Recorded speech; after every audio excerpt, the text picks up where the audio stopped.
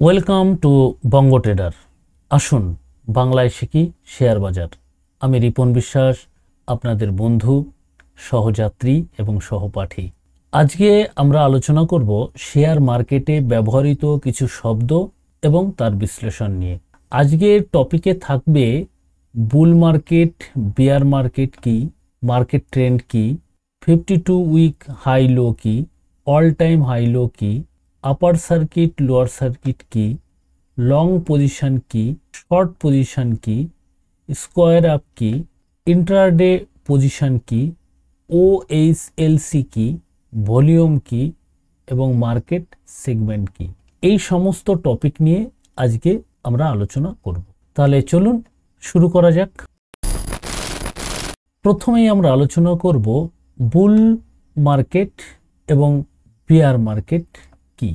বুল market হচ্ছে কেউ যদি মনে করে যে বাজার বাড়বে এবং শেয়ারের দাম বাড়বে তাহলে তাকে বুলিশ বলা হয়। যদি বাজার সময়ের সাথে সাথে উপরের দিকে অগ্রসর হতে থাকে তবে বলা হয় যে বাজারটি একটি বুল মার্কেটে রয়েছে বা বাজারে বুলিশ পরিবেশ রয়েছে। ঠিক অন্যদিকে বুলিশ মার্কেটের ঠিক বিপরীত হলো বিয়ারিশ মার্কেট। আপনি যদি মনে করেন যে আগামী সময়ে বাজার নিচের দিকে যাবে তাহলে বলা হয় আপনি সেই স্টকটিতে বিয়ারিশ রয়েছেন।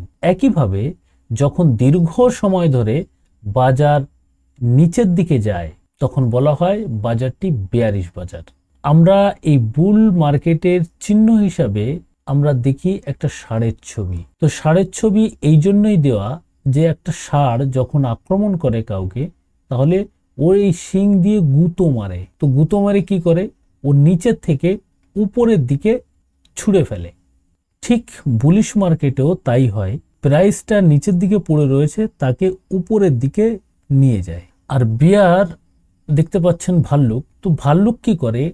কাউকে আক্রমণ করলে তার মুখ দিয়ে নিচের দিকে ফেলে। মার্কেটেও ঠিক সেরকম, যে প্রাইসটা উপরে রয়েছে সেই প্রাইসটাকে ও নিচের দিকে টেনে নিয়ে আসে। এই হচ্ছে বিয়ার মার্কেট। তো বুল মার্কেট এবং বিয়ার মার্কেট আপনি বুঝতে পারলেন। তাহলে চলুন নেক্সট টপিকে। Market trend. মার্কেট ট্রেন্ড বাজারের দিক এবং সেই দিকটির শক্তিকে ট্রেন্ড বলা হয়। উদাহরণস্বরূপ, যদি বাজার দ্রুত নিম্নমুখী হয় তবে বলা হয় যে বাজারটি নিম্নমুখী বা বিয়ারিশ ট্রেন্ডে রয়েছে। বা যদি বাজার খুব বেশি উপরে বা নিচের দিকে না যায় তাহলে তাকে দিকবিহীন প্রবণতা বা সাইডওয়েজ বলা হয়। আমরা লক্ষ্য করেছি যে মার্কেট কখনোই এক দিশায় এক সরল রেখায় উপরের দিকে বা এক সরল রেখায় নিচের দিকে যায় না। মার্কেট কি করে?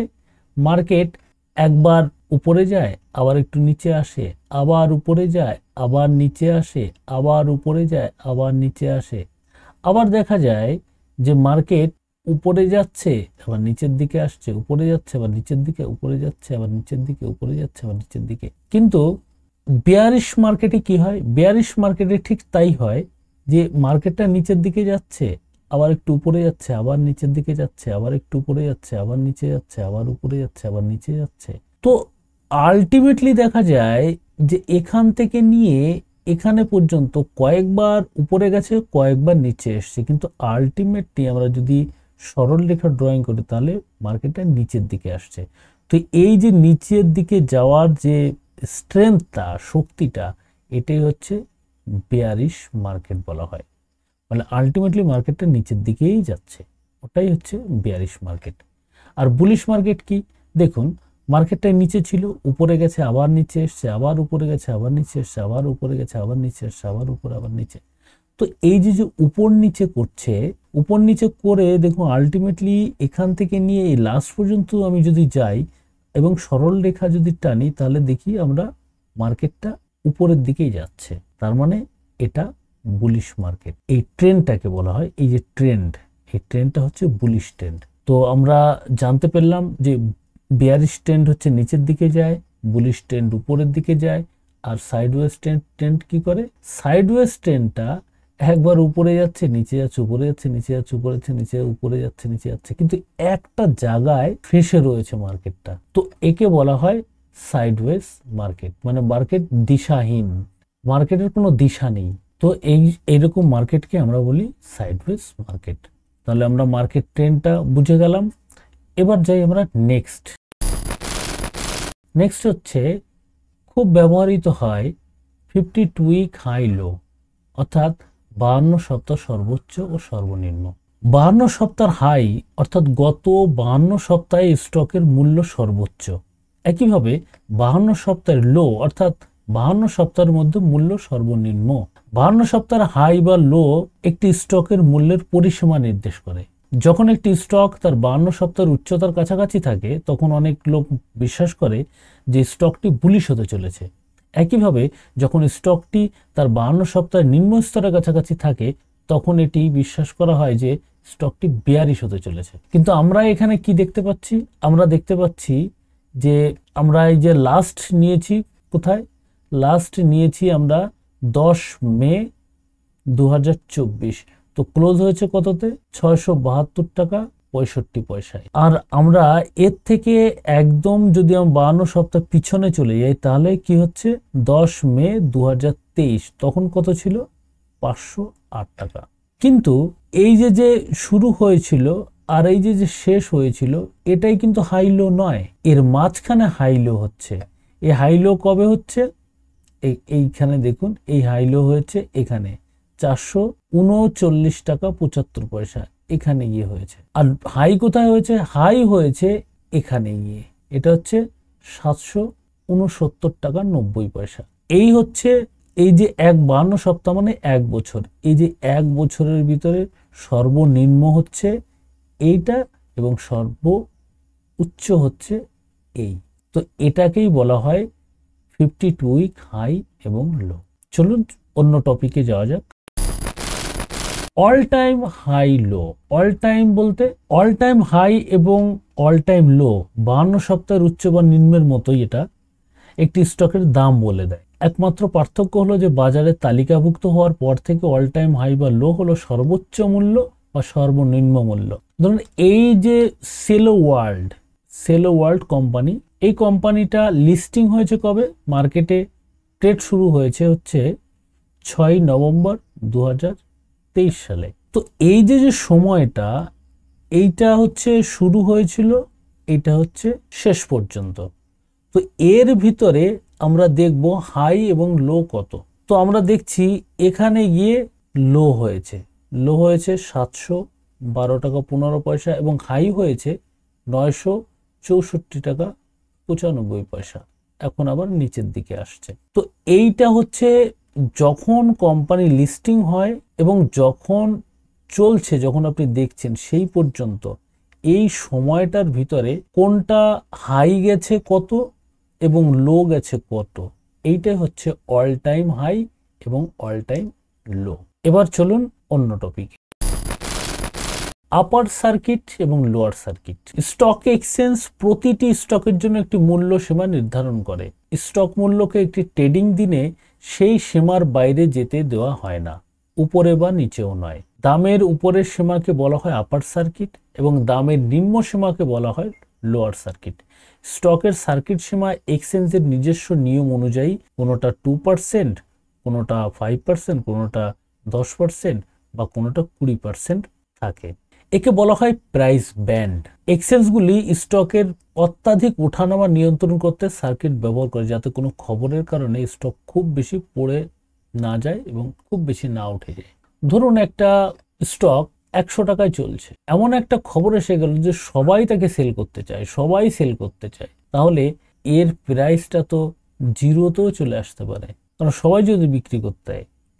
কিন্তু আসলে তার কি সত্যতা আছে বা কি নেই সেটা কিন্তু যাচাই না করে এরকম ঘটনা ঘটে যেতে পারে। ছোট ছোট কোম্পানি যেগুলো আছে যারা অল্প ক্যাপিটাল নিয়ে করছে, সেই কোম্পানিটাই তো শেষ হয়ে যাবে এরকম সমস্যা হলে। তো তার জন্যে কি করেছে এক্সচেঞ্জ? নিয়ম করে দিয়েছে এই যে আপার ব্যান্ড করে রেখেছে এবং লোয়ার ব্যান্ড করে রয়েছে, ঠিক আছে? এটা হচ্ছে আপার সার্কিট এবং এটা হচ্ছে লোয়ার সার্কিট। আর এটা হচ্ছে প্রাইস ব্যান্ড। প্রাইস ব্যান্ড কত? প্রাইস ব্যান্ড হচ্ছে 20%। এই 20% পর্যন্তই যে ওঠানামা করতে পারে, এর উপরে করতে পারবে না, ওখানেই ট্রেড বন্ধ করে দেবে। মানে যদি উপরের দিকে মার্কেট যায়, উপরের দিকে যদি যায় সর্বোচ্চ 20%ই যেতে পারবে, তার উপরে যেতে দেবে না, তার উপরে আপনার বাইং বন্ধ করে দেবে, বাইং বন্ধ করে দেবে এক্সচেঞ্জ। ঠিক সেরকম লোয়ার ব্যান্ডে যদি পৌঁছে যায়, মানে যে প্রাইস চলছে তার থেকে যদি 20% নিচে চলে আসে সেই শেয়ারের দাম, তাহলে এই সেল বন্ধ করে দেবে, আপনি সেল আর করতে পারবেন না।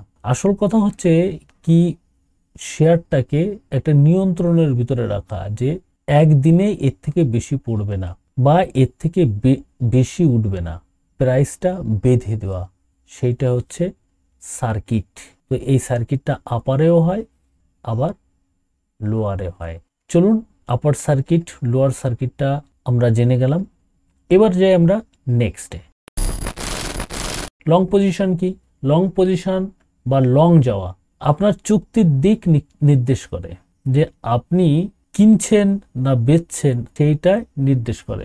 উদাহরণস্বরূপ, আপনি যদি রিলায়েন্সের শেয়ার কিনে থাকেন বা কিনতে চলেছেন, তাহলে আপনি রিলায়েন্সের লং পজিশনে নিয়ে আছেন। আপনি যদি নিফটি সূচক কিনে থাকেন এই আশায় যে সূচক উপরে যাবে, তাহলে সূচকে আপনার লং পজিশন রয়েছে। আপনার যদি কোনো স্টক বা সূচকে লং পজিশন থাকে, তাহলে আপনি একজন বুলিশ ট্রেডার হিসেবে বিবেচিত হবেন। আসল কথা হচ্ছে লং মানে হচ্ছে আপনি মার্কেটটাকে উপরে যাওয়ার সম্ভাবনা দেখে কিনতে চাইছেন বা কিনেছেন, কিনে বসে আছেন যে মার্কেট উপরে যাবে এই আশায়, তো সেটাকেই বলা হয় লং পজিশন। চলে যাই নেক্সট টপিকে, শর্ট পজিশন।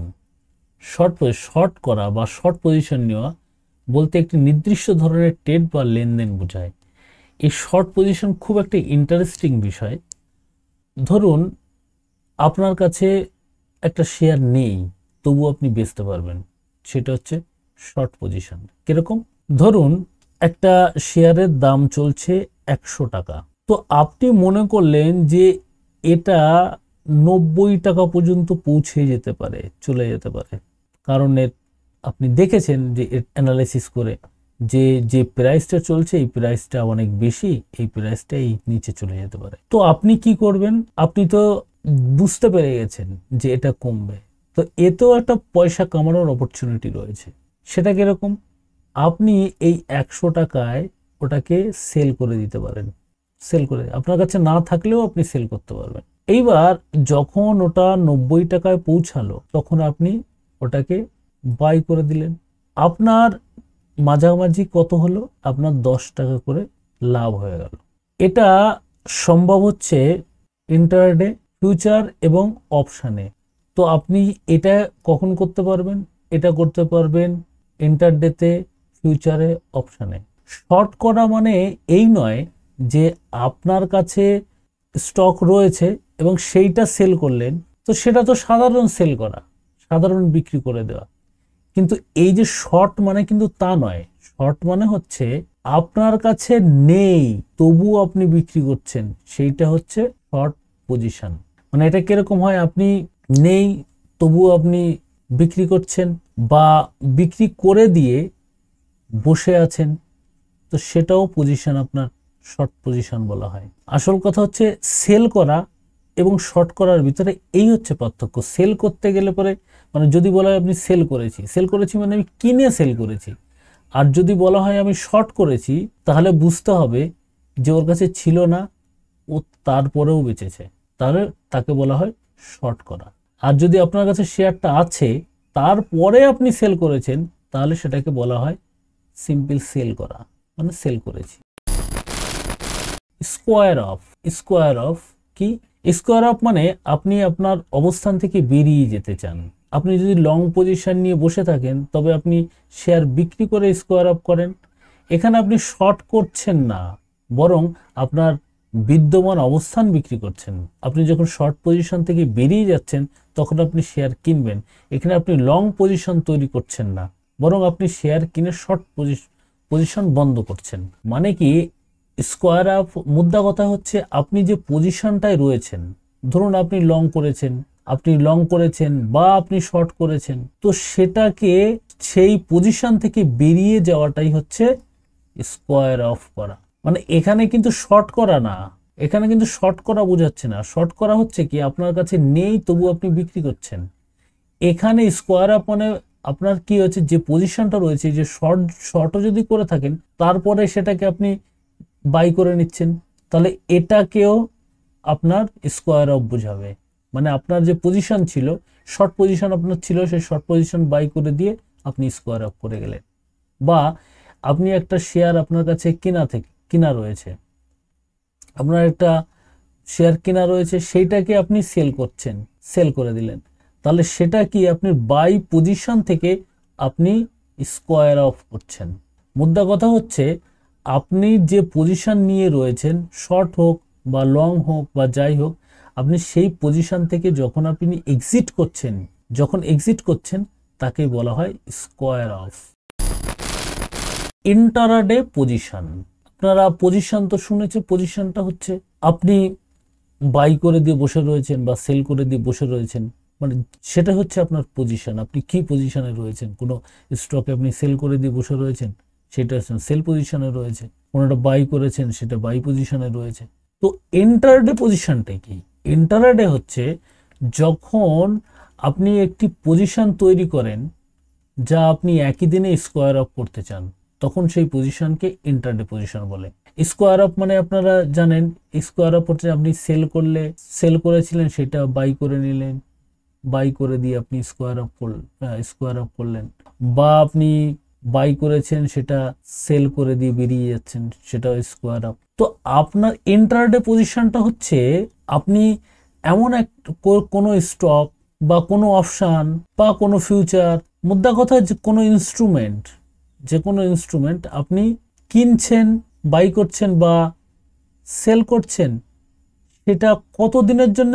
সেটা হচ্ছে যেদিন আপনি বাই করছেন সেদিনই আপনি বেচে বেরিয়ে যাবেন, বা যেদিন আপনি সেল করছেন সেদিনই আপনি বাই করে বেরিয়ে যাবেন।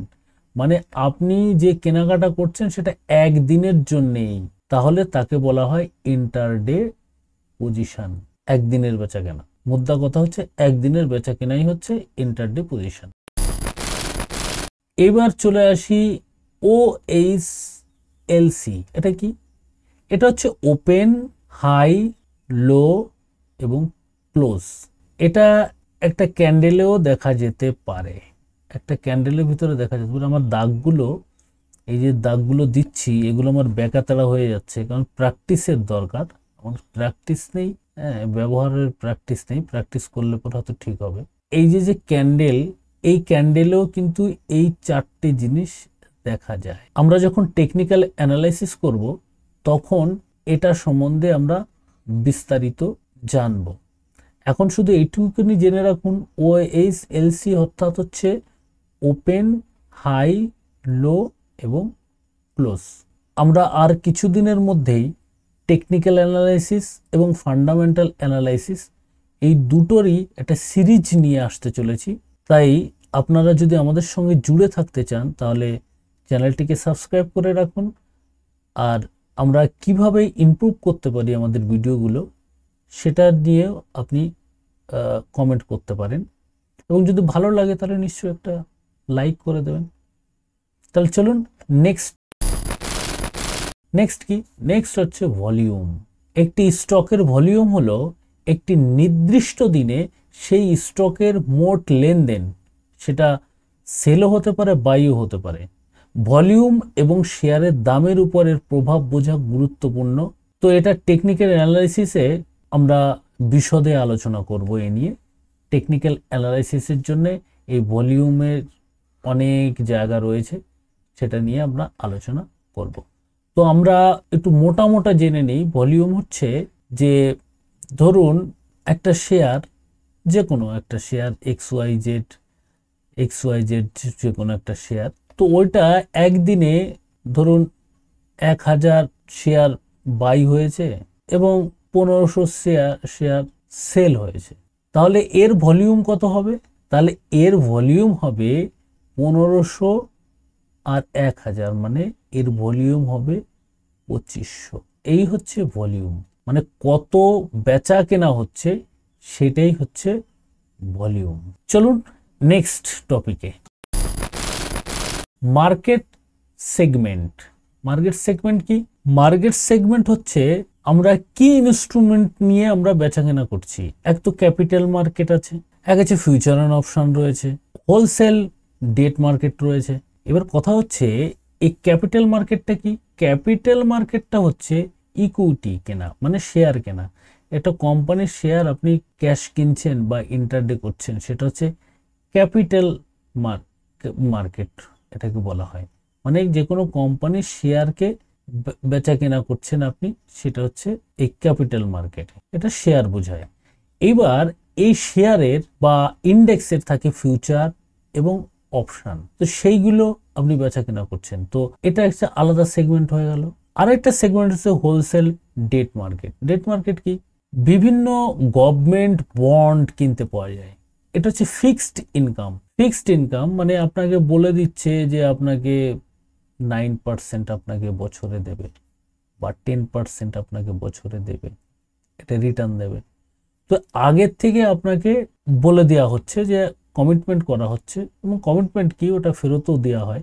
গভর্নমেন্ট বন্ড যেহেতু, তো গভর্নমেন্ট বন্ড কেনা, বিভিন্ন ডেট বিক্রি হয় কোম্পানির, ঠিক আছে। তো ওইগুলো আপনি কিনছেন যেন ফিক্স ইনকামের জন্য, সেই একটা সেগমেন্ট।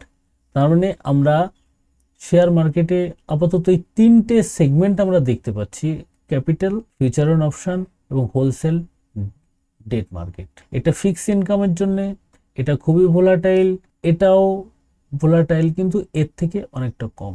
তো এই হচ্ছে আলাদা আলাদা সেগমেন্ট, মানে আলাদা আলাদা পার্ট করা রয়েছে। আপনি কিসে বেচাকেনা করছেন?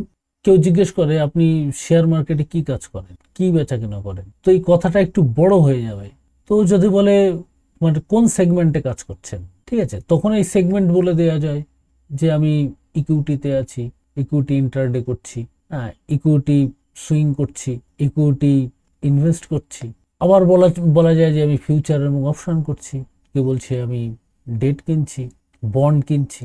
তো এই হচ্ছে সেগমেন্ট, আলাদা আলাদা সেগমেন্ট।